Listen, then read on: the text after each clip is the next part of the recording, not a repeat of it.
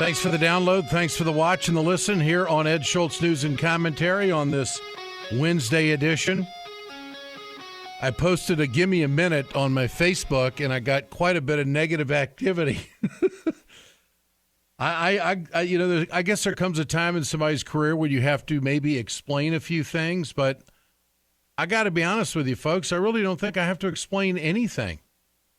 I'm still the same guy that was doing liberal talk radio for 11 years in this country. So I'm working on RT America, Russian television. How many of you actually watch it? Number one, that's the first question. Before you start throwing nasty comments at me that I'm a sellout. I'm a sellout to what? What am I a sellout to? Do you think that I get the copy that I read on the newscast directly from the Kremlin? It doesn't work that way. It's an international news network that does reporting from all over the world. And if it has a Russian bent to it, maybe their perspective on things is different. I read the news. I anchor the news. That's what I do. I don't give commentary. And I just think that there's been some kind of a disconnect between the viewer, the listener of my product over the years to where it is right now. What has changed? I'm pro-union. I'm for universal health care. Donald Trump isn't even in office yet, but I get this feeling from liberals across the country, if I don't whoop his ass every day on a podcast or on TV, that I'm not really a liberal. Hey, all of that is aside. The fact is, my job is different now. I'm a straight news anchor at 8 o'clock for 30 minutes, Monday through Thursday. And I don't mind telling you, it's a great gig. I enjoy it. It's fun. And I've learned an awful lot in the last year on the Middle East. And I could speak for hours on what is unfolding in the Middle East that never ends up in the mainstream media in America. And I find that intriguing. When I was over in London covering the Brexit vote this summer, all the Brits could talk about was their fascination, or should I say they had a fascination, with Trump. And this was months before the election. This was in June when the Brexit vote took place. And he had captivated the world, and I found that intriguing. What was it? It was what he was saying. It was different. And apparently that resonated with a lot of workers in this country that turned away from the Democrats, no matter who the candidate was, turned away from the Democrats and decided to do something new and different out of Washington. Well, you know what? All I'm saying right now is we got to live with it. Okay? Do you want to bring the country together? It doesn't change my position on how I feel about unions or collective bargaining or workers' rights or income inequality or civil rights, which is a big issue in this country, rights for minorities, the Constitution, all of that. None of that has changed from my perspective. I'm still the same guy.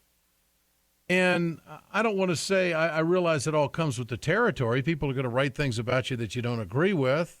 But I'll tell you, and also the nasty comments on Facebook, I guess that's all with the territory. But it does make me take a step back and come out with a thought process that I'm starting to believe in this have and have not society, that anybody who has any measurable success whatsoever all of a sudden becomes a target for total criticism that, well, you've got it and I don't, so you're an asshole. I mean, is that where America is right now? Well, I'm going to keep fighting for the same things when Trump gets in office and when Tom Price decides that he wants to gut Obamacare. I'll be the first guy in line to do the story talking about the 20 million people that are going to get screwed.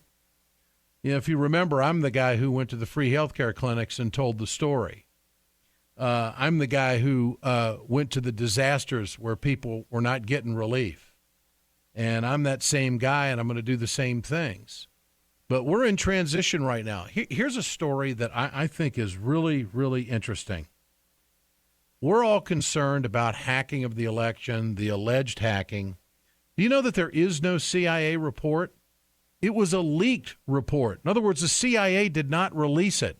And they didn't release the report because they weren't sure. But now they're politically being roped into a conversation, well, it's the Russians. Well, you know what? It might be. It might be Russian hacking. I said on the air the other night, somebody's lying. Now, does that sound like I'm getting my talking points from the Kremlin? Give me a break. We're a news organization. We have to report both sides and be profound in what we observe. The profoundness of this hacking story is that there are two sides of the story. Somebody's lying. Somebody's not telling the truth. Eventually, we'll find out. But don't you find it intriguing that the president didn't order an investigation into the hacking when this, quote, leaked report came out? And the FBI director didn't go along with it until he was apparently told to get in line by the president. So now we've got this report going on, and Obama's ordering it to come to him before he leaves office. Obama's already left office. Obama's not going to be able to do anything. The Congress is laughing at him right now because they've never liked him. But here's the intriguing thing. We're all lathered up in this country about the hacking, alleged hacking by the Russians. They're blaming it on the Russians. We've got this big investigation coming by the Senate right now, spearheaded by John McCain and Lindsey Graham, who both hate Donald Trump. To this day, I believe that they've pushed this hard because they're trying to delegitimize the election of Donald Trump. They're in denial, and they're being fueled by, I think, hatred. Be that as it may, we'll get to the bottom of it as a country before long.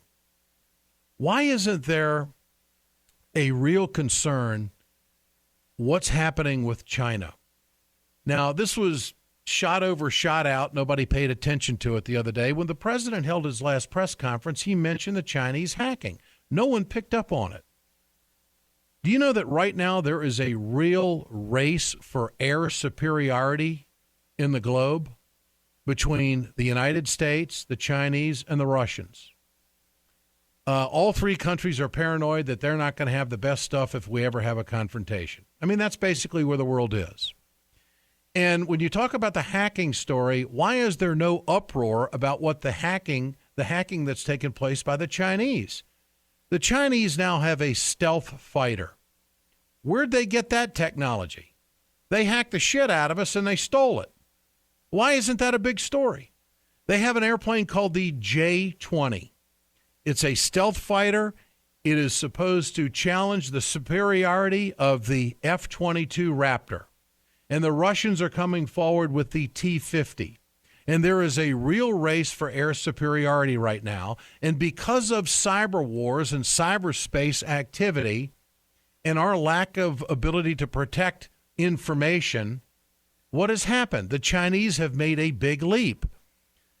Although the full specifications, as this Reuters and military intelligence article prints out, the full specifications of this Chinese fighter are not yet publicly known. They've gotten the stealth technology, and it's in the J-20, but United States military officials fear that there may be more there that we don't know about. But the mainstream media isn't holding China to task on this. You don't see this really any concern anywhere by any of the major news anchors. The corporate media in America is not covering this story. Just how far has China gone into our military hardware and how much have they stolen? Yet we're so concerned about a John Podesta email that talks about another employee about not liking Chelsea or some bullshit like that. Are you kidding me? And so we got to have somebody to blame. So right now we're blaming the Russians. We don't have it dead in the water because they haven't released the report, and they never released the report in the first place. It was a leaked report, and there's a big difference. Because when the CIA releases a report, they got to be damn sure that they're on the money, that they are on the mark.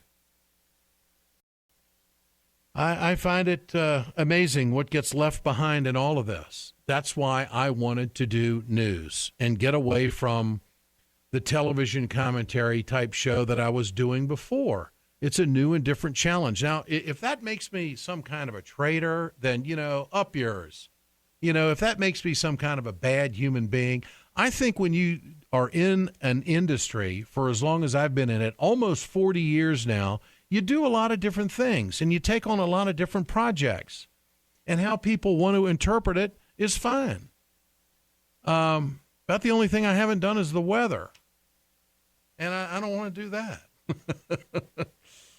So I just wanted to make these observations and so you get possibly a little bit better insight of of what's behind the scenes. I write all of the political news on my newscast. And if people are saying that we're agenda-driven or that we're propaganda, that's just totally false. You know that during the campaign season, not one time did RT America ever break in and carry anything of Donald Trump or Hillary Clinton on the campaign trail. We covered it in our newscast, our 30-minute newscast, but we never gave them unfettered access to our airways because that's propaganda. And you have to admit, a lot of the stuff they talked about was redundant. A lot of the stuff they talked about was the same old stuff, but the networks covered it because they wanted to see if somebody was going to say something really stupid that they could make a story out of it that night and then ask a bunch of pundits what they think.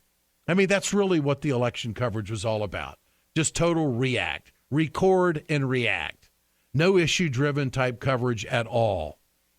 In the meantime, I was over on RT screaming about, okay, what's Plan 2 for health care because the Republicans say they want to get rid of it. And if they get the House and the Senate, that's exactly what they're going to do. What do you mean they're going to cut more taxes and rob the Treasury? Is that what we're going to do now? Where's this all going to go financially? Couldn't get anybody to talk about the budget or the economy because we're going to make America great again. That's as deep as it went. Okay, well, we're close to making America great again, or at least trying to. Now it's time to get into it after the first of the year. And so I feel personally that I am positioned perfectly in my career to do the news and do the stories. I've been to Lorain, Ohio.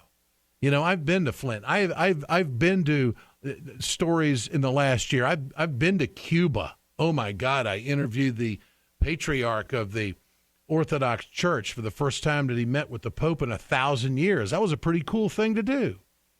So it's been a very interesting year, and I want you to know that I'm very happy at what I'm doing and where I am and how it's all working out. And I have a lot of independence, and I've got a great team, and we're going to have a great 2017. There's no question about it. Now, there are some stories out there today that I think parallel as far as the hacking and the intelligence and to how Donald Trump is handling all of this. Trump is not taking daily intelligence briefings, and there's a bunch of people who are upset about it.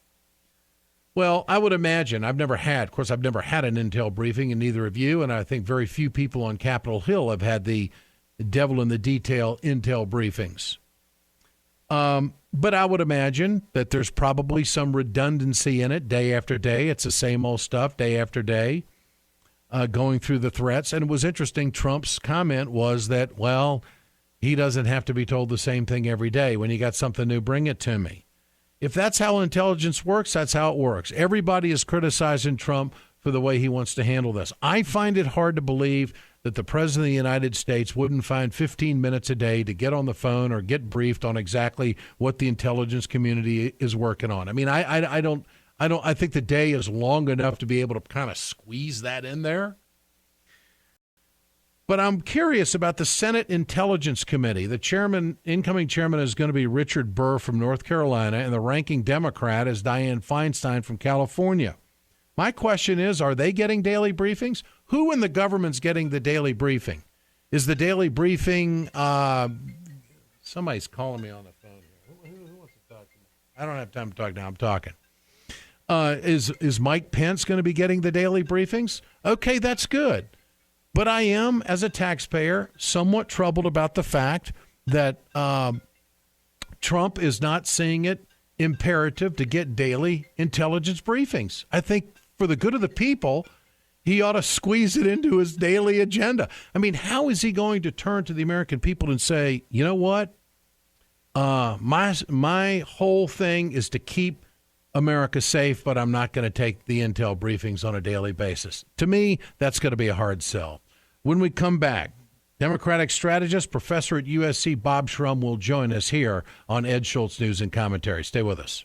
Hey, folks, you've heard me talk about BioGreen Clean. I'm going to show you right now on my airplane just how tough this is. I want you to keep in mind, chemical-free, 100% plant-derived, biodegradable. It is the safest cleaner that you can get, and it's the most effective. Go to our website, wegoted.com, or go to biogreenclean.com, www.biogreenclean, and order today.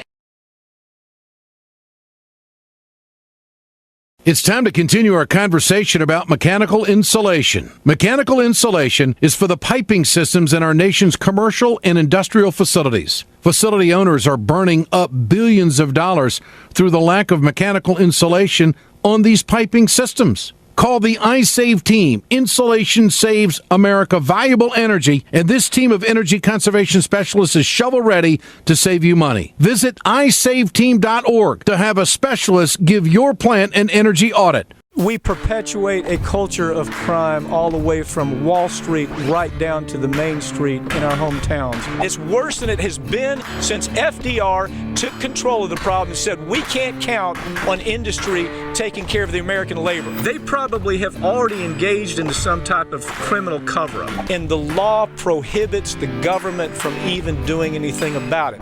Catch America's lawyer Mike Papantonio on YouTube at youtube.com/GoLeftTV. Always good to have you with us on Ed Schultz News and Commentary. Communication Workers of America, Alliance for American Manufacturing, BioGreen Clean, and the iSave team bring you this daily podcast. Bob Shrum, Democratic Strategist, professor at USC. Bob, great to have you back with us. How are you? Good. How are you? And Merry Christmas and Happy Holidays. All to that. It's been a while. I don't think I've spoken with you until a few weeks before the election, maybe even a month before the election.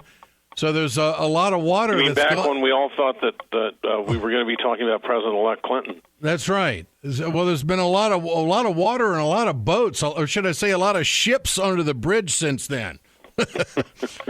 Yeah, well, they're not only under the bridge; some of them are underwater. Yeah. What do you think? Give me your general thoughts on what's unfolding politically right now in America. Well, I mean, if you look back at the election, Comey obviously did play a role, probably a but-for role. But for what he had done, she might have won. I think the Clinton campaign itself made a serious mistake in not running a real economic message in those Rust Belt states, indicting Trump for the way he treats workers and employees and contractors, then taking it to his policies, which would actually not help the people who voted for him, but help people at the top of the economic pyramid. I think, given the narrowness of that she would have won if she had done that she had control over. The Democratic Party is in a process of rethinking. I reject the idea that you can't be for economic and social justice at the same time, and I think that's where we'll end up. But all eyes are really fastened on the president-elect, how shall I say this, unusual transition that's unfolding, and some of the unusual appointments he's made.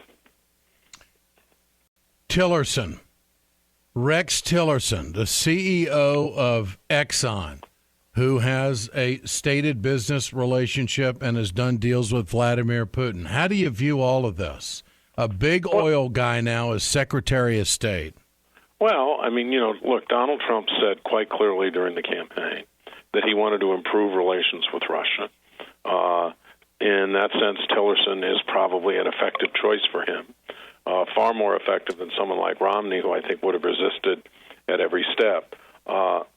And it'll be interesting to see what Tillerson does when he gets there. Democrats are going to demand his tax returns, put him through a tough confirmation process, but I don't doubt that he's going to get confirmed. And then we will have the first Secretary of State, in my memory, whose experience is entirely outside government, has had a lot of negotiations with foreign leaders, but about oil leases, not about any of the issues that he's going to deal with as secretary. He is, and of course, he says he believes in climate change, and he changed ExxonMobil's position on that. But one of the first decisions they're going to have to make is what they do about the Paris Accords. But there are a whole lot of things on the table: the Paris Accords, relations with Russia, the Iran deal. Are we really going to move the U.S. Embassy in Israel to Jerusalem and spark a semi-conflagration in the Arab world? We'll just have to wait and see. I mean, he got elected. He won the Electoral College. He gets to pick the people he wants, and he'll pursue the policies, especially in foreign affairs, that he wants. In domestic policy, he may encounter more resistance. especially because of Democrats in the Senate and the fact that there's a filibuster rule in the Senate. Yeah. Are we going to have, is the United States going to have its first president that will clearly, definitively use Twitter as a tool to communicate with the people? This is Marsha Blackburn, Republican for Tennessee, defending his use of Twitter. I think Mr. Trump is doing what many of us do as we do a look back after a race, and especially a competitive race, and you look at the press that has been the follow-on and everyone's assessment and analysis, and then you kind of weigh in on it. And what many of us would just privately do, Mr. Trump is continuing, as he has done so well, taking his thoughts and those ideas to the American people, and he utilizes Twitter for that. That's an endorsement. That's what that is. She has no problem with him moving forward. And how do you envision this being a positive or a negative, Bob? Well, it has the potential to be a tremendous negative if he tweets at 6 in the morning and says something that causes an enormous diplomatic blow-up. It could be a problem. And I think most people would advise a president not to tweet. Or maybe if he was going to tweet, he ought to hire the folks who handle Pontifex, the tweet feed of the Pope, who manages never to get in trouble when he tweets. But it's a fact of life. Donald Trump will tweet. Everybody keeps waiting for him to pivot. We've been waiting for him to pivot once he won the nomination, once he had the convention, once he got to the debates, now that he's president-elect. Donald Trump doesn't pivot, and that's the reality. And one of the things I think that we're going to see all the time is we're going to see tweets from the President of the United States. And I suspect they're not going to be mild. I think they'll be pretty pungent, and they have the potential to cause some real problems. And this is former House Speaker Newt Gingrich giving some observation of where about Trump is right now in transition. I'm told he now disclaims that. He now says it was cute, but he doesn't want to use it anymore. He doesn't want to use Drain the Swamp anymore. I don't know. I saw somebody sent me that note last night. I've noticed on a couple of fronts, like people chanting "lock her up," that he's in a different role now, and maybe he feels that as president, as the next president of the United States, that he should be marginally more dignified than talking about alligators and swamps. I personally, as a sense of humor, like the alligator and swamp language, and I think it vividly illustrates the problem because all the people in this city who are the alligators are going to hate the swamp being drained, and there's going to be constant fighting over it. But if he is my leader, and if he decides to drop the swamp and the alligator, I will drop the swamp and the alligator. Bob, that just tells me that there are some staunch conservatives out there that really don't know what Trump's going to do. That they're watching just like everybody else, that they don't have a read on the guy, that they're not sure when he's serious or when he means it or when he doesn't mean it.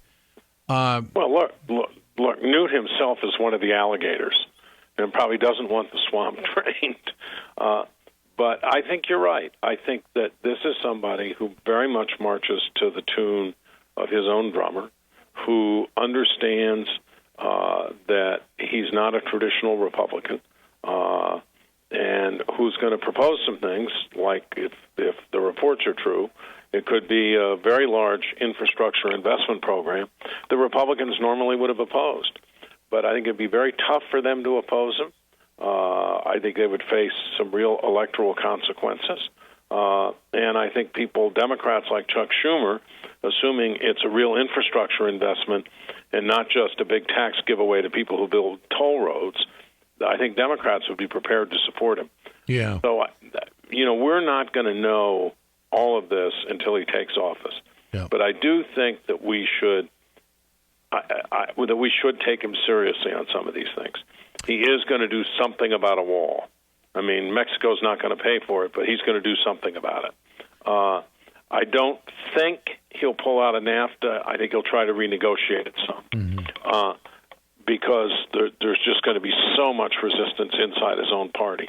But if you look at his tax policies overall and at where he's headed, that's where he's a traditional Republican. Massive tax cut for corporations and for people at the top. The minute they repeal Obamacare, even if they keep it for 3 years, I suspect that they'll repeal the 3.2% surtax on people who make over $200,000 a year, which has helped finance the program. And that's an immediate tax cut for wealthy people. Mm-hmm. Then there'll be another big one coming down the road. Keith Ellison, excuse me, go ahead. Go ahead. No, I just think wanted, in foreign policy, it's the John McCain's and Lindsey Graham's are sitting there with bated breath, waiting to see what he's going to do. Mm-hmm.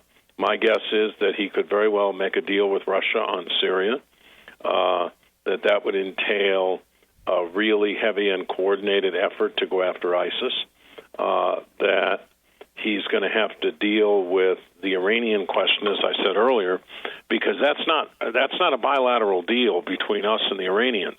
It involves the European powers, the Chinese, and the Russians. If we unilaterally get out of it, they're not going to reimpose sanctions. They want the deal. And in fact, a lot of the people who opposed the deal at the time now say, look, it's underway. Iran has gotten rid of most of its usable material to make nuclear bombs, and we should not abruptly walk out of the deal. So it'll be very interesting to see how this unfolds. We just don't know. Bob Shrum, always good to visit. I appreciate your time. Thanks so much. Thank you, Ed. You have a great holiday, my friend. Thanks. You too. Take care. Bob Shrum, Democratic Strategist, Professor at USC. This is Ed Schultz, News and Commentary. Communication Workers of America, Alliance for American Manufacturing, BioGreen Clean, and the iSave team bringing this production. We'll see you on the tube tonight, 8 p.m. You can go to RT.com and watch it right on your iPhone. Man, it's just so nice. We're back tomorrow.